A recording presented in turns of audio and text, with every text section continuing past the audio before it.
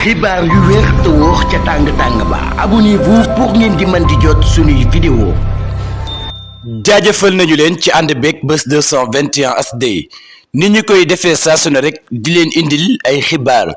la ca gën a fees ni ki démb gis nañu la nga xam ne moom moo xew ca Saint-Louis waaye itam Barthélémy Dias ak ay nitam amal ko loolee waral nag réaction kii nga xam ne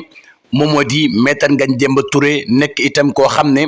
ku ñu ràññee la lool taxawaayam ci parti bii nga xam ne moom moo di parti Pastef waaye itam fàttali leen ne ba tey mooy njiital JPS national maanaam ndawi patriote yi nga xam ne ñoo nekk ci biir parti bii di parti Pastef moom nag la mu xamle moo di ne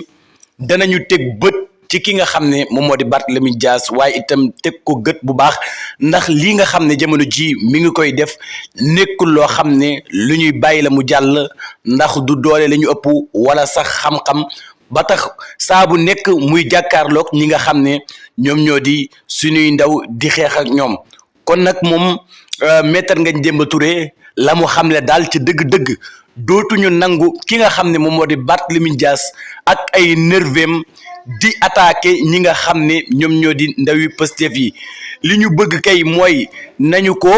nañu ko jël ni lu yomb la moom Barthélémy Dias te xam ne lii nga xam ne mi ngi koy def nekkul loo xam ne yoon la te duñu nangu benn yoon muy continuer di dal ci kaw ñi nga xam ne ñoom ñoo di militants yi Pastef rawatina ñi nga xam ne ñoom ñoo di militantes yi nga xam ne ñoo nekk ci biir parti bii di Pastef ndax trop c'est trop lii nga xam ne mi ngi koy def dafa ñaaw waaye itam justice dafa war a jël li nga xam ne moom moo di ay dogalam noonee nag la ko leader yu bëri daal di réagir ku ci mel ne El Malick Ndiaye waaye itam ak ki nga xam ne moom moo di Fadilou Keita bokk ci biir Pastef waaye itam daj ci ay coono yu métti métti ñoom ñëpp réagir nañ ci li nga xam ne moom moo xew démb waaye itam waxaat ci keneen mu di ki nga xam ne moom moo di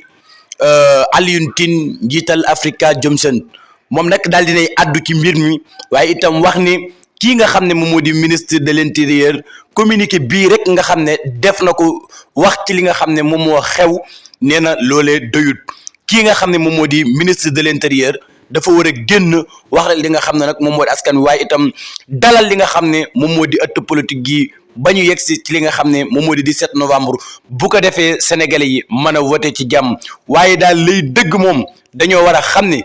lu jig njaag kii nga xam ne moom mooy Barthélémy Dias moo dal di tooñ ndax yàgg naa menacé yàgg naa tëkku ñi nga xam ne ñoom ñoo di waa di ñooy waa Pastef loole moom